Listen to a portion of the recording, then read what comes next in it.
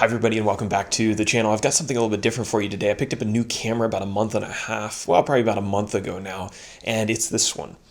This is the Sigma FP with, it looks stranger than usual. I've got an adapted Voigtlander 51.5 on there in chrome. So I've been using this camera for about a month, and I picked it up for a couple reasons. Number one, I have a soft spot in my heart for niche cameras, and also because I've been doing a lot of color work on this channel, film recipes for the Ricoh GR3, and Fujifilm, Fujifilm and Ricoh get a lot of attention in the color space. But as I was doing some research, I was finding that Sigma has also done a ton of work, and they have a legacy of being really good at color. And the Sigma FP actually includes 15 built-in color modes. Oh, more than 15, I think. I think it's closer to 20. And I was looking at those, researching them in their color mode library, which you can find online, and I was like, these are really good, and yet I've not seen a ton of attention given to them in the YouTube space or online, blog reviews or whatever. So I was like, maybe this is a camera that I could check out. I was looking to go full frame because I do like shooting in-mount lenses and I wanted to be able to adapt them. It's like, maybe this is a space that I could get interested in and test these color modes out, and also to perhaps create some film simulations for this camera and talk about something not a lot of people are talking about. If you haven't been on my website recently, I've done 4 of these reviews now. Today I wanted to share Sigma's Monochrome mode with you, which I think is pretty good. And at the end of this video, I wanted to give a wild suggestion and probably just a dream hope of maybe something that Sigma could do in this niche camera space that might attract some attention. It probably just interests me, to be honest. So here, let me begin by showing you some of the results that I've gotten from Sigma's built-in monochrome mode. I've really enjoyed them. Let me start off by saying that I am not really a black and white photographer.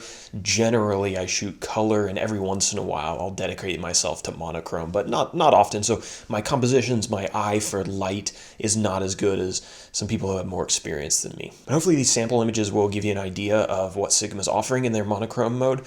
Overall, I really enjoyed the results that I was getting. The color mode is a nice balance of tonality and contrast. It's not too flat, it's not too contrasty. I think it's right in the middle. And the 24 megapixel sensor in this, I think, grabs enough detail where you can really begin to see the black and white tones and the textures pop.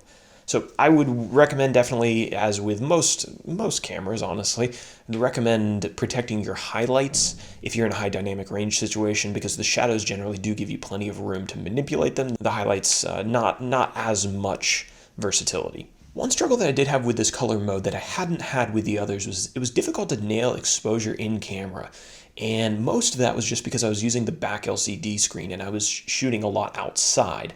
I do think that if you had the detachable EVF, the EVF 11, that it would remedy this problem. I think I will probably be picking that EVF up in the future. I think it fits my shooting style, and because I shoot outdoors a lot, it would be helpful, especially for manual focusing, to be able to see a little bit more detail. So if you are shooting just LCD screen, though, keep in mind it's tough to nail exposure, but it's only been a problem with this particular mode, just probably because of the way the black and white looks on the back screen with the sun glaring down on you.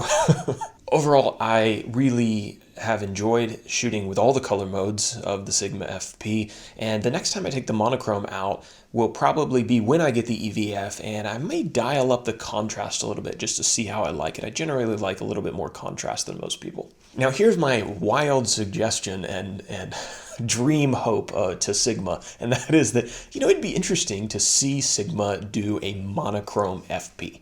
Sigma's already in kind of the niche camera space. They created the Sigma FPL, which has 61 megapixels. And it would really be interesting to see them do just a monochrome version of that and see what a sensor like that would be capable of. And it would be incredible if they could keep it around the current Sigma FPL price, which is around $2,500 MSRP. That would significantly undercut the other monochrome offerings out there. I'm going to not include the latest Pentax monochrome camera. That's a little bit different space.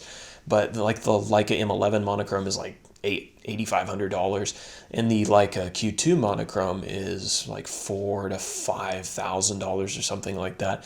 So for me personally, I've been kind of interested in a monochrome camera in the past, but I'm just like $4 or $5 grand for one. No, I'm not that into it. It'd be interesting to see if Sigma could come out with an FPL which had that great sensor and do it in monochrome only with the benefits of a monochrome only sensor. I don't know, pie in the sky? Yeah, probably. There's probably not even enough money to be made in that space. I don't know. But that's my wild suggestion to end this video.